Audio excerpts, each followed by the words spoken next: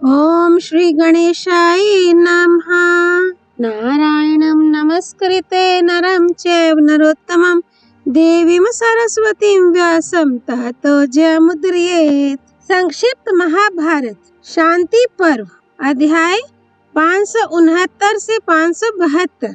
अध्याय 569 मित्र बनाने और ना बनाने योग्य पुरुषों के लक्षण तथा कृतघ्न गौतम की कथा। युधिष्ठिर ने पूछा, पितामह, सौम्य स्वभाव के मनुष्य कैसे होते हैं? किनके साथ प्रेम करना उत्तम होता है?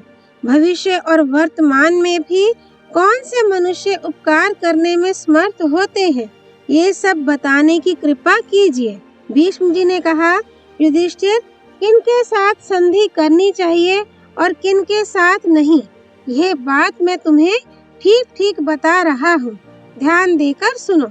जो लोभी, क्रूर, धर्म त्यागी, कपटी, शठ, शूद्र, क्षुद्र, पापी, सब पर संदेह करने वाला, आलसी, दीर्घसूत्री, कुटिल, निंदित, गुरु स्त्री से व्यभिचार करने वाला, संकट के समय साथ छोड़कर चल देने वाला, दुरात्मा, निर्लज, नास्तिक, वेदों की निंदा करने वाला, झूठा, सबके द्वेष का पात्र, चुगलखोर, पाप पूर्ण विचार रखने वाला, धूर्त, मित्रों की बुराई करने वाला, दूसरों का धन लेने की इच्छा रखने वाला, बेमौके क्रोध करने वाला, चंचल चित, अकस्मात वैर बांध लेने वाला, अपना काम बनाने के लिए ही मित्रों से मेल रखने वाला, वास्तव में मित्रों का द्वेषी, मुंह से मित्रता की बातें करके भीतर से शत्रु भाव रखने वाला, टेढ़ी नजर से देखने वाला, शराबी, द्वेषी, क्रोधी, निर्दयी, दूसरों को कष्ट देने वाला, मित्रद्रोही, प्राणियों की हिंसा करने वाला, कृतघ्न तथा नीच हो, उसके साथ कभी संधि नहीं करनी चाहिए। अब संधि करने के योग्य पुरुषों को बता रहा हूँ, सुनो। जो कुलीन, बोलने में पट्टू, ज्ञान विज्ञान में कुशल, रूपवान, गुणवान, लोभहीन, काम करने से कभी ना थकने वाले, कृतज्ञ, सर्वज्ञ, मधुर स्वभाव वाले, सत्य प्रतिज्ञ तथा जितेंद्रिय हों, उन्हीं लोगों को राजा अपना मित्र बनावे। जो अपनी शक्ति के अनुसार कर्तव्य का ठीक ठीक पालन करते और संतुष्ट रहते हैं, जिन्हें बेमौके क्रोध नहीं आता, जो उदासीन हो जाने पर भी मन से बुराई करना नहीं चाहते, अर्थ के तत्व को समझते हैं और अपने को कष्ट में डालकर भी हितैषी पुरुषों का कार्य सिद्ध करते हैं।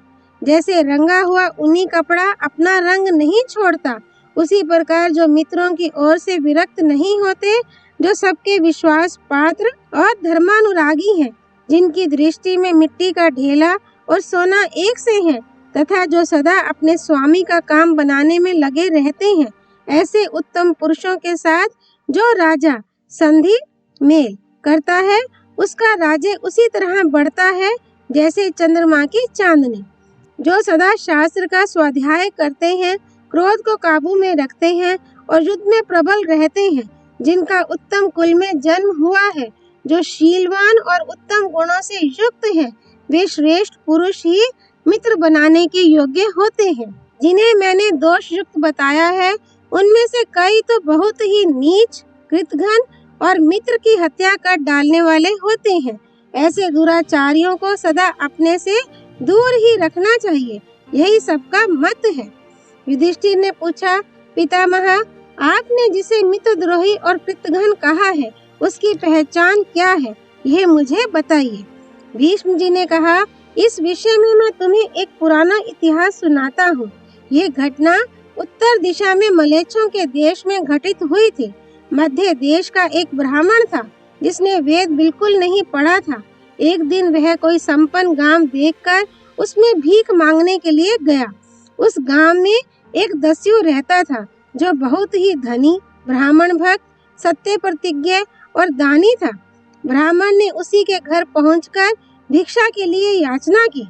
दस्यु ने ब्राह्मण को रहने के लिए एक घर देकर वर्ष भर निर्वाह करने के योग्य अन्न की भिक्षा का प्रबंध कर दिया और नया कोरदार वस्त्र देकर उसकी सेवा में एक नव युवती दासी भी दे दी, जो उस समय पति से रहित थी। दस्यु से ये सारी चीजें पाकर ब्राह्मण मन ही मन बहुत खुश हुआ और दासी के साथ आनंद पूर्वक रहने लगा। उसका नाम था गौतम। वह भी दस्युओं की तरह ही प्रतिदिन वन में विचरने वाले हंसों का शिकार करने लगा। हिंसा में बड़ा प्रवीण निकला। दया तो उसे छू भी नहीं गई थी। सदा प्राणियों को मारने की ही ताक में लगा रहता था। डाकुओं के संसर्ग में रहकर वह पूरा डाकू बन गया। इस प्रकार दस्युओं के गांव में सुख पूर्वक रहकर पक्षियों का शिकार करते हुए उसके कई महीने बीत गए। तदनंतर उस गांव में एक दूसरा ब्राह्मण आया जो स्वाध्याय प्राण, पवित्र, विनयी, नियम के अनुकूल भोजन करने वाला, ब्राह्मण भक्त, वेद का पारंगत विद्वान तथा ब्रह्मचारी था। वह गौतम के ही गांव का रहने वाला और उसका प्रिय मित्र था। शूद्र का अन्न नहीं खाता था, इसलिए उस दस्युओं से भरे हुए गांव में ब्राह्मण के घर की तलाश करता हुआ वह सब और विचर रहा था। घूमते घूमते गौतम के घर पर जा पहुंचा। इतने ही में गौतम भी वहां आया। दोनों की एक दूसरे से भेंट हुई। ब्राह्मण ने देखा गौतम के कंधे पर मरे हुए हंस की लाश है और हाथ में धनुष बाण है। उसका सारा शरीर खून से रंग गया है। देखने में वह राक्षस सा जान पड़ता है और ब्राह्मणत्व से भ्रष्ट हो चुका है। इस अवस्था में पड़े हुए गौतम को पहचानकर आगंतुक ब्राह्मण को बड़ा संकोच हुआ। उसने उसे धिक्कारते हुए कहा, अरे तू मोहवश ये क्या कर रहा है? ब्राह्मण होकर डाकू कैसे बन गया? जरा अपने पूर्वजों को तो याद कर, उनकी कितनी ख्याति थी। वे कैसे वेदों के पारगामी विद्वान थे और तू उन्हीं के वंश में पैदा होकर ऐसा कुलकलंक निकला। अब भी तो अपने को पहचान। ब्राह्मणोचित सत्व, शील, शास्त्र ज्ञान, संयम तथा दया आदि सद्गुणों को याद करके अब यहाँ लुटेरों में रहना छोड़ दे। अपने हितैषी सुहृद के इस प्रकार कहने पर गौतम मन ही मन कुछ निश्चय करके आर्त सा होकर बोला, द्विजवर, मैं निर्धन हूँ और वेद का एक अक्षर भी नहीं जानता, इसलिए धन कमाने के लिए इधर आया था। आज आपके दर्शन से मेरा जीवन सफल हो गया। अब रात भर यहाँ रहिए, कल सवेरे हम दोनों साथ ही चलेंगे। ब्राह्मण दयालु था। गौतम के अनुरोध से उसके यहाँ ठहर गया, मगर वहाँ की किसी भी वस्तु को उसने हाथ से छुआ तक नहीं। यद्यपि वह भूखा था और भोजन करने के लिए उससे प्रार्थना भी की गई, परंतु किसी तरह वहाँ का अन्न ग्रहण करना उसने स्वीकार नहीं किया। सवेरा होने पर जब वह श्रेष्ठ ब्राह्मण उस स्थान से चला गया तो गौतम भी घर से निकलकर समुद्र की ओर चल दिया। जाते जाते वह एक दिव्य वन में पहुंचा जो बड़ा ही रमणीय था। वहाँ के सभी वृक्ष फूलों से भरे हुए थे। अपनी शोभा से वह नंदवन को मात कर रहा था। उस वन में यक्ष और किन्नर विचर रहे थे। चारों ओर पक्षियों का कलरव सुनाई पड़ता था। कहीं मनुष्यों के समान मुख वाले भारुंड बोलते थे तो कहीं समुद्र और पर्वतों पर होने वाले भुलिंग आदि पक्षी चहचहा रहे थे। इतने ही में उसकी दृष्टि एक अत्यंत शोभायमान बरगद के विशाल वृक्ष पर जा पड़ी जो चारों ओर मंडलाकार फैला हुआ था। अपनी बहुत सी सुंदर शाखाओं के कारण वह एक महान छत्र के समान जान पड़ता था। उसकी जड़ चंदन मिश्रित जल से सिंची गई थी। उस मनोरम वृक्ष को देखकर गौतम बहुत प्रसन्न हुआ और निकट जाकर उसकी छाया में बैठा। उस समय वहाँ की पवित्र वायु के स्पर्श से उसे बड़ी शांति मिली और वह सुख का अनुभव करता हुआ वहीं लेट गया। उधर सूर्य भी डूब गया। उसी समय एक उत्तम पक्षी ब्रह्मलोक से लौटकर अपने विश्राम स्थान पर आया। वह उस वृक्ष पर ही बसेरा लिया करता था। उसका नाम था नाड़ी जंग। वह बकराज ब्रह्मा जी का प्रिय मित्र और कश्यप जी का सुपुत्र था। इस पृथ्वी पर राजधर्मा के नाम से विख्यात था। देव कन्या से उत्पन्न होने के कारण उसके शरीर की कांति देवता के समान थी। वह बड़ा विद्वान था और दिव्य तेज से दिदीप्यमान दिखाई देता था। गौतम को उस समय भूख प्यास ता रही थी, इसलिए उस पक्षी को आया देख उसने उसे मार डालने के विचार से ही उसकी ओर दृष्टिपात किया। तब राजधर्मा ने कहा, विप्रवर, यह मेरा घर है, आप यहाँ पधारे। ये मेरे लिए बड़े सौभाग्य की बात है। मैं आपका स्वागत करता हूँ। सूर्यास्त हो गया है। संध्या के समय आप मेरे घर में उत्तम अतिथि के रूप में आए हैं, इसलिए मैं शास्त्रीय विधि के अनुसार आज आपकी पूजा करूंगा। रात में मेरा आतिथ्य स्वीकार करके कल सवेरे यहाँ से जाइएगा। मैं महर्षि कश्यप का पुत्र हूँ। मेरी माता दक्ष प्रजापति की कन्या है। आप जैसे गुणवान अतिथि का मैं स्वागत करता हूँ। ये कहकर राजधर्मा ने गौतम का विधिवत सत्कार किया। शाल के फूलों का दिव्य आसन बनाकर उसे बैठने को दिया। बड़ी बड़ी मछलियां लाकर रख दी और उन्हें पकाने के लिए आग प्रज्वलित कर दी। ब्राह्मण जब भोजन करके तृप्त हो गया तो वह तपस्वी पक्षी उसकी थकावट दूर करने के लिए अपने पंखों से हवा करने लगा। विश्राम के पश्चात जब वह बैठा तो राजधर्मा ने उससे गोत्र पूछा, किंतु इसके उत्तर में वह और कुछ ना कहकर सिर्फ इतना ही बता सका कि मैं ब्राह्मण हूँ और मेरा नाम गौतम है। तत्पश्चात राजधर्मा ने उसके लिए पत्तों का बिछौना तैयार किया जो दिव्य पुष्पों से वासित था। उसमें से सुगंध फैल रही थी। उस पर गौतम ने बड़े आराम से शयन किया। जिस समय वह उस बिछौने पर बैठा, राजधर्मा ने उससे वहां आने का कारण पूछा। गौतम बोला, महाप्राज्ञ, मैं दरिद्र हूँ और धन के लिए समुद्र तक जाना चाहता हूँ। राजधर्मा ने प्रसन्न होकर कहा, द्विजवर, अब आप समुद्र तक जाने की चिंता ना कीजिए, यही आपका काम हो जाएगा। यहीं से धन लेकर घर जाइएगा। बृहस्पति जी के मत के अनुसार 4 प्रकार से अर्थ की प्राप्ति होती है। वंश परंपरा से, देव की अनुकूलता से, काम करने से और मित्र की सहायता से। अब मैं आपका मित्र हो गया हूँ। आपके प्रति मेरे हृदय में पूर्ण सौहार्द है, अतः मैं ही ऐसा प्रयत्न करूंगा जिससे आपको अर्थ की प्राप्ति हो जाएगी। तदनंतर जब प्रातः काल हुआ तो राजधर्मा ने ब्राह्मण के सुख का उपाय सोचकर उससे कहा, स्वामी, आप इस मार्ग से जाइए, आपका कार्य सिद्ध हो जाएगा। यहाँ से 3 योजन की दूरी पर मेरे एक मित्र रहते हैं। उनका नाम है विरूपाक्ष। वे राक्षसों के राजा और महान बली हैं। मेरे कहने से आप उन्हीं के पास चले जाइए। निस्संदेह वे आपकी मनोवांछित कामनाएं पूर्ण करेंगे। उसके ऐसा कहने पर गौतम विरूपाक्ष के नगर की ओर चल दिया। अब उसकी थकावट दूर हो चुकी थी। रास्ते में इच्छा अनुसार अमृत के समान मीठे फल खाता हुआ वह तेजी के साथ आगे बढ़ने लगा और मेरु व्रज नामक नगर में पहुंच गया। उस नगर के चारों ओर पर्वतों का किला और पर्वतों की ही चार दीवारी थी। उसका दरवाजा भी एक पर्वत ही था। नगर की रक्षा के लिए सब ओर शिला की बड़ी बड़ी चट्टानें और मशीनें थीं। राक्षस राज को यह सूचना दी गई कि आपके मित्र ने अपने एक प्रिय अतिथि को आपके पास भेजा है। ये समाचार पाकर उसने सेवकों से कहा, गौतम को नगर द्वार से बुलाकर शीघ्र यहाँ ले आओ। आज्ञा पाते ही उसके नौकर गौतम को पुकारते हुए बाज की तरह झपटकर दरवाजे पर आ पहुँचे और बोले, भाई जल्दी चलो, हमारे राजा तुमसे मिलना चाहते हैं। बुलावा सुनते ही गौतम की थकावट दूर हो गई। वह दौड़ पड़ा। राक्षस राज की महासमृद्धि देखकर उसे बड़ा विस्मय हो रहा था। वह उन सेवकों के साथ शीघ्र ही राजमहल में जा पहुंचा। महाविरूपाक्ष ने उसका विधिवत पूजन किया।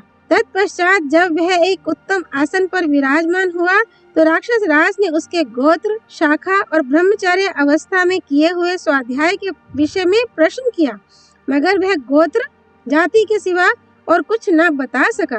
तब राक्षस ने पूछा, भद्र, तुम्हारा निवास कहाँ है? तुम्हारी स्त्री किस जाति की है? ये सब ठीक ठीक बताओ, डरो मत। गौतम बोला, मेरा जन्म तो हुआ है मध्य देश में, मगर मैं भीलों के घर में रहता हूँ। मेरी स्त्री भी शूद्र जाति की है और मुझसे पहले दूसरे की पत्नी रह चुकी है।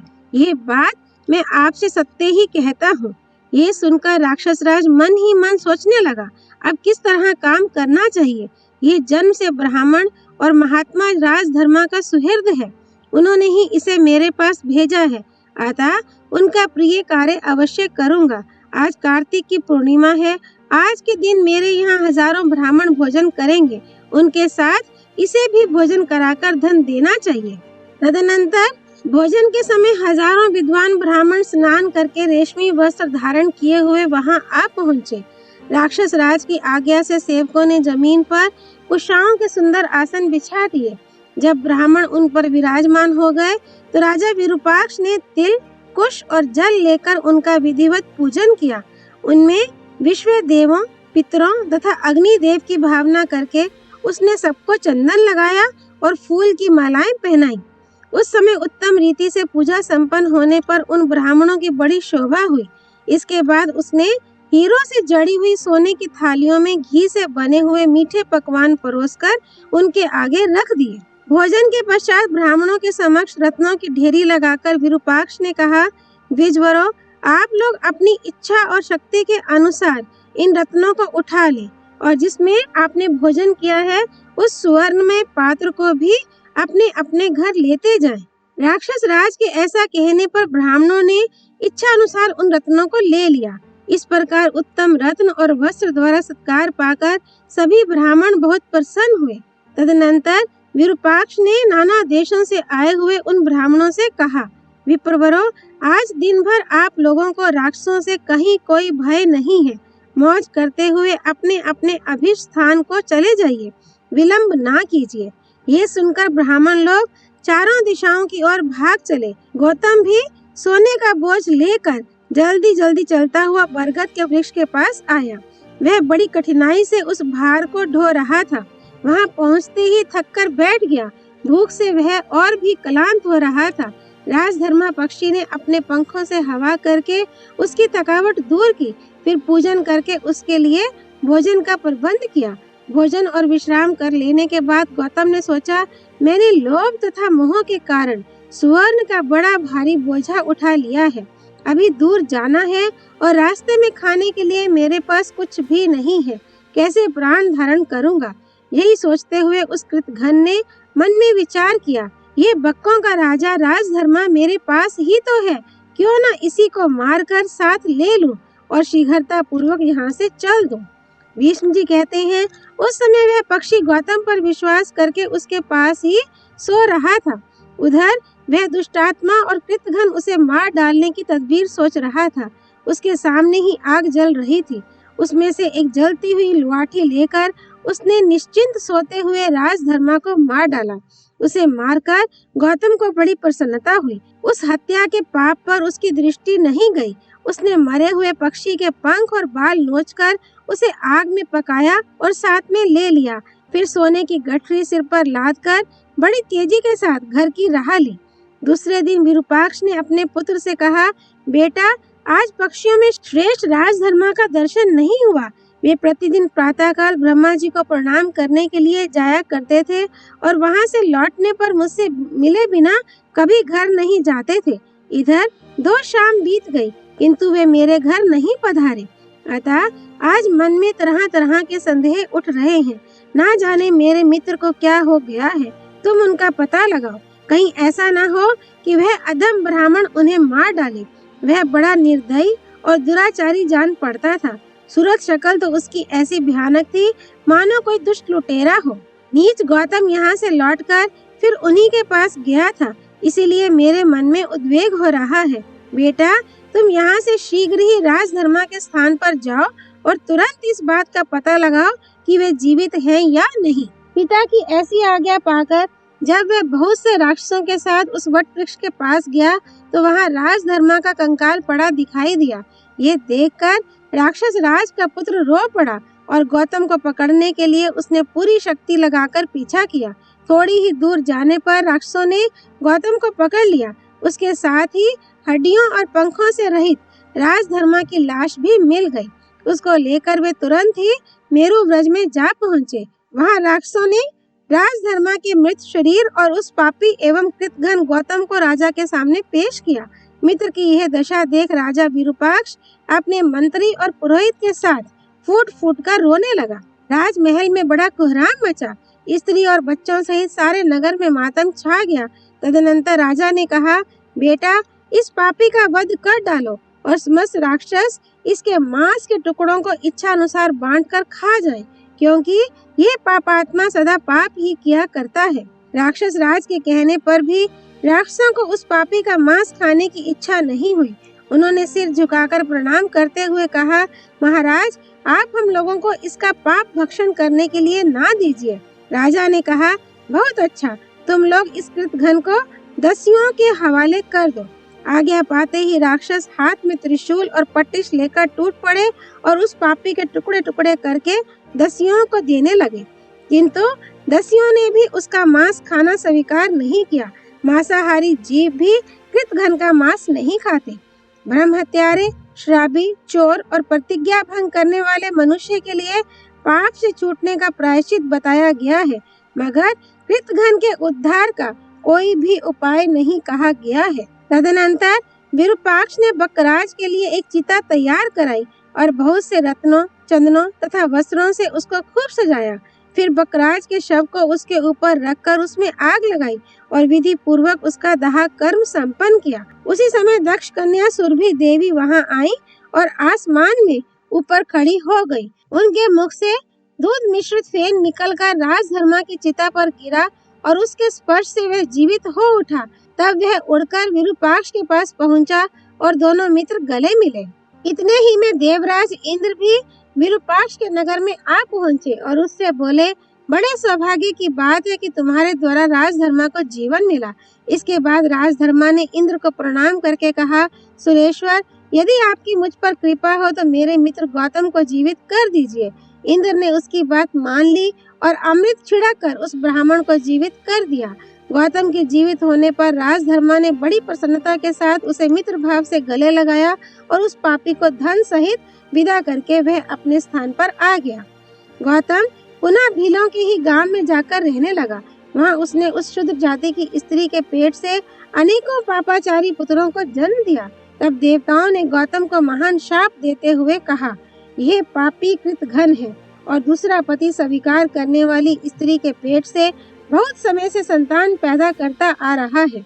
इस पाप के कारण इसको घोर नरक में गिरना पड़ेगा। भीष्म जी कहते हैं, भारत, बहुत दिन हुए इस कथा को नारद जी ने मुझे सुनाया था और उसी को याद करके आज मैंने तुम्हें सुनाया है। कृतघ्न मनुष्य को यश, स्थान और सुख कैसे नसीब हो सकता है? कृतघ्न पर तो किसी का विश्वास ही नहीं होता। कृतघ्न के उद्धार का कोई उपाय नहीं है। मनुष्य को विशेष ध्यान देकर मित्र द्रोह के पाप से बचना चाहिए, क्योंकि जो मित्र से द्रोह करता है वह घोर नरक में पड़ता है। प्रत्येक मनुष्य को कृतज्ञ होना चाहिए। लोगों को मित्र बनाने की इच्छा रखनी चाहिए, कारण कि मित्र से सब कुछ प्राप्त होता है। मित्र की सहायता पाकर मनुष्य आपत्तियों से छुटकारा पा जाता है। इसलिए बुद्धिमान मनुष्य को मित्रों का सत्कार और पूजन करना चाहिए। जो कृतघ्न, पापी, निर्लज, मित्रद्रोही, कुलांगार तथा पापाचारी हो, ऐसे लोगों का सर्वथा त्याग कर देना चाहिए। राजन, इस प्रकार मित्र से द्रोह करने वाले पापपरायण कृतघ्न मनुष्य का चरित्र मैंने तुम्हें सुनाया है। अब और क्या सुनना चाहते हो? अध्याय 570। शोकाकुल चित्त की शांति के लिए राजा सेनजित और ब्राह्मण के संवाद का वर्णन। राजा युधिष्ठिर ने पूछा, पितामह, यहाँ तक आपने राजधर्म संबंधी श्रेष्ठ धर्मों का उपदेश दिया, अब आप सब आश्रमियों के श्रेष्ठ धर्मों का वर्णन कीजिए। भीष्म जी बोले, युधिष्ठिर, वेद में सर्वत्र धर्म का ही विधान है।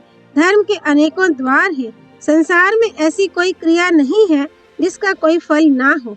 मनुष्य जैसे जैसे संसार के पदार्थों को सारहीन, क्षणभंगुर समझता है, वैसे वैसे इनमें उसका वैराग्य होता जाता है। अतः ये प्रपंच अनेकों दोषों से पूर्ण है।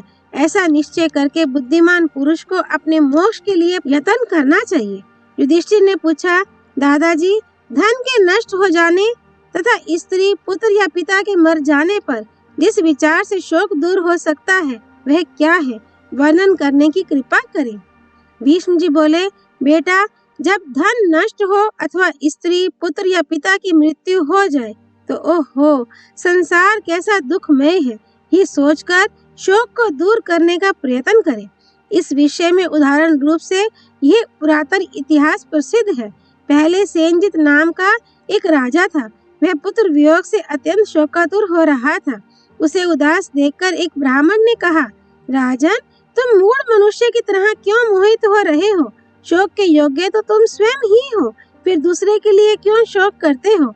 अजी, एक दिन मैं, तुम और अन्य सब लोग भी वहीं जाएंगे जहाँ से आए हैं। सेनजित ने पूछा, तपोधन, आपके पास ऐसी कौन बुद्धि, तप, समाधि, ज्ञान या शास्त्र बल है जिसे पाकर आपको किसी प्रकार का विषाद नहीं होता? ब्राह्मण ने कहा, देखो, इस संसार में उत्तम, मध्यम और अधम सभी प्राणी दुख में ग्रस्त हैं तथा तरह तरह के कर्मों में फंसे हुए हैं। मैं इस शरीर या पृथ्वी को अपनी नहीं मानता। ये जैसी मेरी है वैसी ही दूसरों की भी है। यही सोचकर इनके कारण मुझे व्यथा नहीं होती। और इस बुद्धि को पाकर ही मैं हर शोक से रहित रहता हूँ। जिस प्रकार समुद्र में दो लकड़ियां मिलती हैं और फिर अलग अलग भी हो जाती हैं, इसी प्रकार इस लोक में प्राणियों का समागम होता है तथा इसी तरह ये पुत्र, पौत्र, जाति, बंधु और संबंधियों की कल्पना हो जाती है। अतः उनमें विशेष स्नेह नहीं करना चाहिए, क्योंकि एक दिन उनसे बिछोह होना निश्चित है। तुम्हारा पुत्र किसी अज्ञात स्थान से आया था और अब अज्ञात देश को ही चला गया है। ना तो वह तुम्हें जानता था और ना तुम ही उसे जानते थे। अतः तुम उसके कौन हो जो उसके लिए शोक कर रहे हो? संसार में विषय तृष्णा से जो व्याकुलता होती है उसी का नाम दुख है, और उस दुख का नाश हो जाना ही सुख है। उस सुख से बार बार दुख उत्पन्न होता रहता है। इस प्रकार सुख के बाद दुख और दुख के बाद सुख, ये सुख दुख का चक्र घूमता ही रहता है। इस समय तुम्हें सुख की स्थिति से दुख में आना पड़ा है, इसलिए अब तुम सुख प्राप्त करोगे। किसी प्राणी को सर्वदा सुख या सर्वदा दुख की ही प्राप्ति नहीं होती। मनुष्य स्नेह की अनेक प्रकार की फांसियों में बंधे हुए हैं और जल में बालू का पुल बनाने वालों के समान अपने कार्यों में असफल होने से दुख पाते रहते हैं। तेली लोग तेल के लिए जैसे तिलों को कोलू में पेरते हैं, उसी प्रकार सब लोग अज्ञान जनित कष्टों से पिस रहे हैं। मनुष्य स्त्री, पुत्र आदि कुटुंब के लिए संसार में तरह तरह के पाप बटोरता है, किंतु इस लोक में और परलोक में उसे अकेले ही उनका क्लेशमय फल भोगना पड़ता है। जिस प्रकार बूढ़ा हाथी दल दल में फंसकर प्राण खो बैठता है, उसी प्रकार सब लोग पुत्र, स्त्री और कुटुंब की आसक्ति में फंसकर शोक समुद्र में डूबे रहते हैं।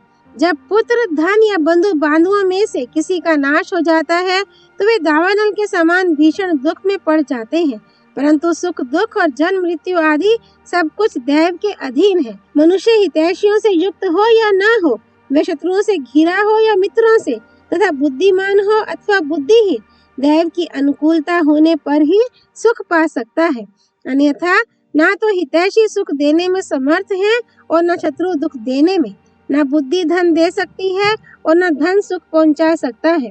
वास्तव में संसार की गति को कोई बुद्धिमान ही समझ सकता है, दूसरा कोई नहीं। जिन्हें बुद्धि योग का सुख प्राप्त है, जो द्वंद्वों से अतीत है और जिनमें मत्सरता का भी अभाव है, उन्हें अर्थ या अनर्थ कभी व्यथा नहीं पहुंचाते। किंतु जिन्हें बुद्धि योग प्राप्त नहीं हुआ है, वे ऐसी परिस्थिति आने पर अत्यंत हर्ष और अत्यंत शोक के अधीन हो जाते हैं। अतः बुद्धिमान पुरुष को चाहिए कि सुख या दुख, प्रिय अथवा अप्रिय, जो जो प्राप्त होता जाए उसका उत्साह के साथ सामना करे, कभी हिम्मत ना हारे। शोक के हजारों स्थान हैं और भय के सैकड़ों अवसर हैं, किंतु वे दिन दिन मूर्खों पर ही प्रभाव डालते हैं, बुद्धिमानों पर नहीं। जो बुद्धिमान, विचारशील, शास्त्राभ्यासी, ईर्ष्याहीन, संयमी और जितेंद्रिय होता है, उस मनुष्य को शोक छू भी नहीं सकता। बुद्धिमान पुरुष को चाहिए कि इस निश्चय पर डटा रहकर संयत चित्त से व्यवहार करे। जो पुरुष उत्पत्ति विनाश के तत्व को जानता है, उसे शोक स्पर्श नहीं कर सकता। मनुष्य जब किसी पदार्थ में ममत्व कर बैठता है तो वही उसके दुख का कारण बन जाता है। वह विषयों में से जिस जिसकी आसक्ति को त्यागता जाता है, उसी उसी से सुख की वृद्धि होती जाती है। किंतु जो पुरुष विषयों के पीछे पड़ा रहता है, वह तो उन्हीं के साथ नष्ट हो जाता है। लोक में जितना भी विषय सुख है और जो कुछ दिव्य स्वर्गीय आनंद है, वे सब तृष्णा अक्षय के सुख की 16वीं कला के बराबर भी नहीं हो सकते। मनुष्य बुद्धिमान हो, मूर्ख हो अथवा शूरवीर हो, अपने पूर्व जन्म में उसने जैसा भी शुभ या अशुभ कर्म किया होता है, उसका उसे वैसा ही फल भोगना पड़ता है। इस प्रकार जीवों को बारी बारी से प्रिय, अप्रिय और सुख दुख की प्राप्ति होती ही रहती है। ऐसे विचार का आश्रय लेकर कामनाओं के त्याग रूपी गुण से युक्त हुआ मनुष्य सुख से रहता है। अतः सब प्रकार के भोगों में दोष दृष्टि करे और उन्हें स्वेच्छा से त्याग दे। हृदय से उत्पन्न होने वाला यह काम हृदय में ही पुष्ट होकर मृत्यु रूप में परिणत हो जाता है। जब इसकी सिद्धि में कोई बाधा आती है तो विद्वानों द्वारा यही प्राणियों के शरीर के भीतर क्रोध के नाम से पुकारा जाता है। कछुआ जैसे अपने अंगों को समेट लेता है, उसी प्रकार जब यह जीव अपनी सब कामनाओं का संकोच कर देता है तो इसे अपने विशुद्ध अंतःकरण में ही स्वयं प्रकाश आत्मा का साक्षात्कार हो जाता है। जब यह किसी से भय नहीं मानता और इससे भी कोई नहीं डरता तथा जब यह किसी वस्तु की इच्छा या किसी से द्वेष नहीं करता तो इसे ब्रह्मत्व की प्राप्ति हो जाती है। जब ये सत्य और असत्य, शोक और आनंद, भय और अभय तथा प्रिय और अप्रिय दोनों को त्याग देता है तो परम शांतिचित्त हो जाता है। जब पुरुष मन, वचन और कर्म से किसी प्राणी के प्रति दूषित भाव नहीं करता उस समय वह ब्रह्म को प्राप्त कर लेता है। दुष्चित पुरुषों के लिए जो अत्यंत दुस्तेज है, मनुष्य के जीर्ण हो जाने पर भी उसमें शिथिलता नहीं आती तथा जो प्राणों के साथ जाने वाला रोग है, उस तृष्णा को जो त्याग देता है वह सुखी हो जाता है। राजन, इस विषय में पिंगला की गाई हुई एक गाथा प्रसिद्ध है जिससे ज्ञात होता है कि उसने क्लेश पूर्ण स्थिति में पड़कर भी तृष्णा को त्याग देने से शुद्ध सनातन धर्म को पा लिया था। एक बार पिंगला वेश्या बहुत देर तक संकेत स्थान पर बैठी रही, तब भी उसके पास उसका प्रेमी नहीं आया। इससे उसे बड़ा खेद हुआ और उसने शांत होकर ऐसा विचार किया, मेरे सच्चे प्रियतम सदा ही स्वस्थ रहने वाले हैं। मैं बहुत समय तक उनके साथ रह चुकी हूँ, फिर भी ऐसी उन्मत्त हो गई कि इतने दिनों तक पास रहने पर भी उन्हें पहचान ना सकी। भला जिसे उस सच्चे प्रियतम का पता लग जाएगा वह किसी दूसरे को कैसे पति रूप से स्वीकार करेगी।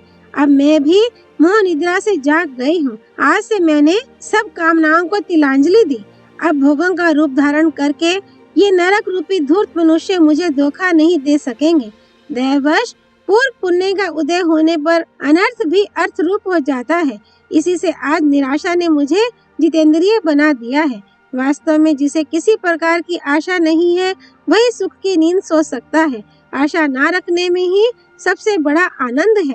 देखो, आशा को निराशा में परिणत करके ही आज पिंगला आनंद से सो रही है। भीष्म जी कहते हैं, राजन, ब्राह्मण ने जब ये तथा और भी ऐसी ही युक्ति युक्त बातें कही तो राजा सेनजीत का शोक दूर होकर चित्त ठिकाने पर आ गया और वह प्रसन्न होकर आनंद से जीवन बिताने लगा। अध्याय 571 कल्याणकामी के कर्तव्य के विषय में पिता पुत्र का संवाद। राजा युधिष्ठिर ने पूछा, दादाजी, समस्त भूतों का संहार करने वाला यह काल बराबर बीता जा रहा है।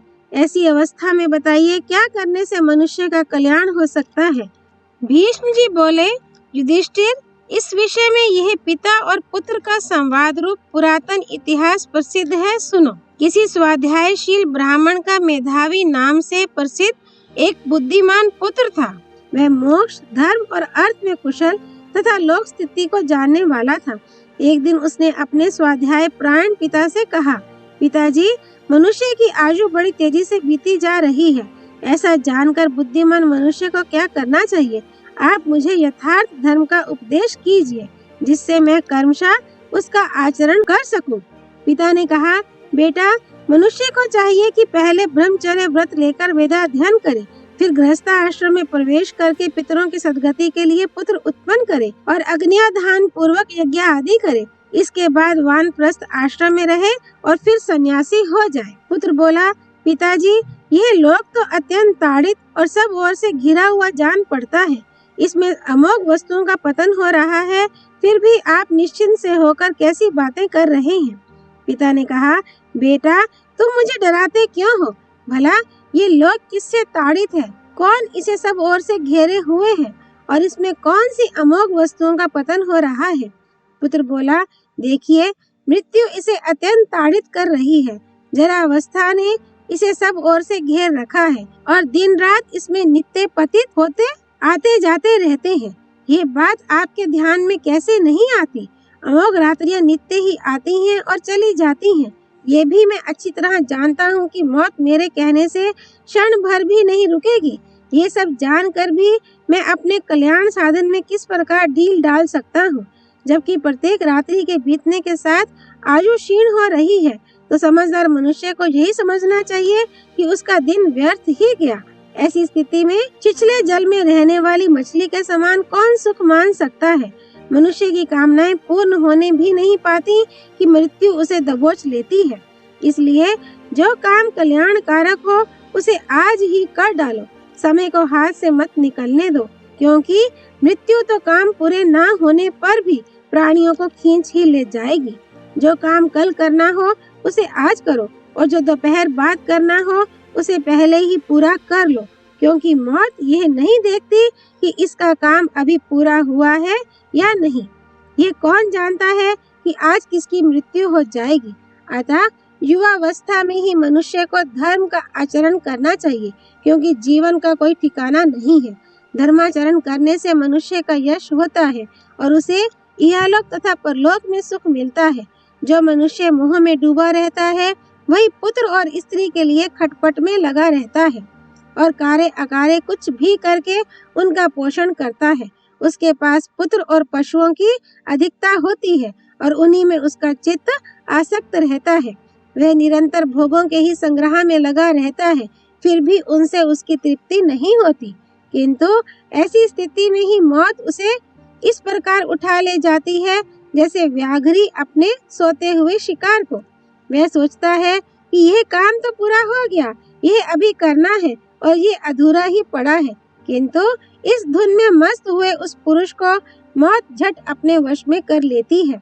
मनुष्य अपने खेत, दुकान और घर के ही चक्कर में पड़ा रहता है। उनके लिए तरह तरह के कर्म करता है, परंतु उनका फल मिलने भी नहीं पाता कि मौत उसे उठाकर ले जाती है।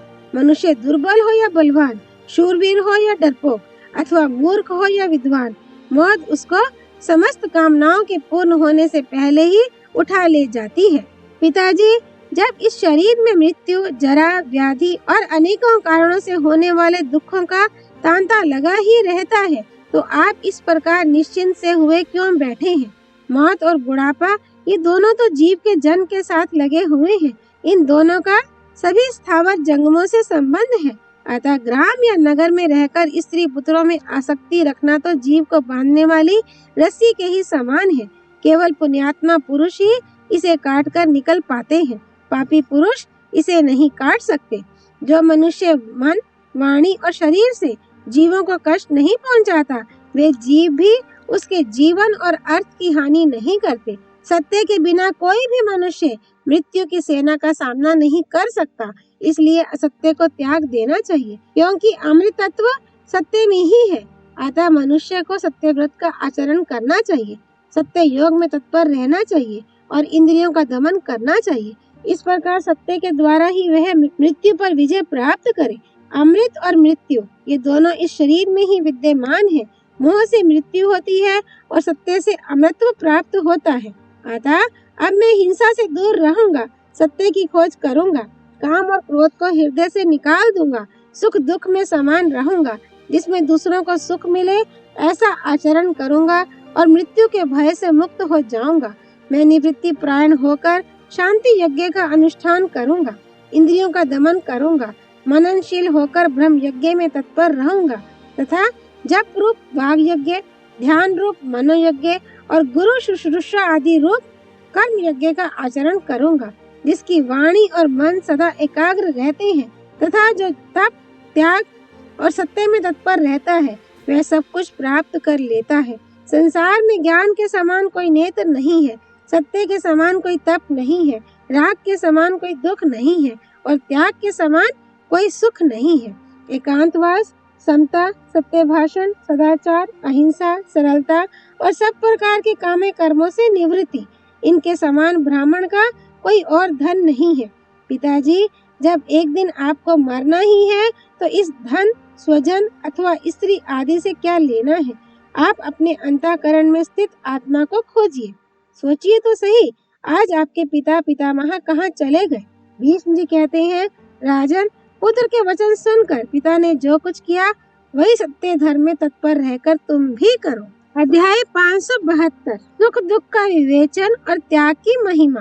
राजा युधिष्ठिर ने पूछा, पितामह, धनी और निर्धन दोनों ही स्वतंत्रता से व्यवहार करते हैं, फिर भी उन्हें सुख और दुख की प्राप्ति कैसे होती है?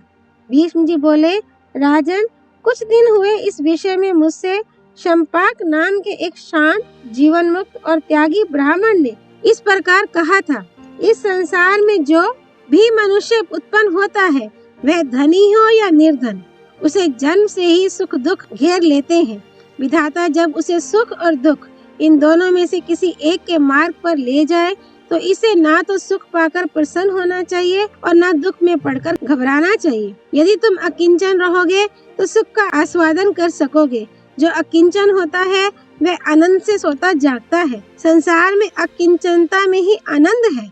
यही हितकारक, कल्याणमय और निरापद है तथा इस मार्ग में किसी प्रकार के शत्रु का भी खटका नहीं है। मैं तीनों लोकों पर दृष्टि डालकर देखता हूँ तो मुझे अकिंचन, शुद्ध और सब ओर से विरक्त पुरुष के समान कोई दूसरा दिखाई नहीं देता। मैंने अकिंचनता और राज्य को राजू पर रखकर तोला तो गुणों में अधिक होने के कारण राज्य से भी अकिंचनता का ही भार अधिक निकला।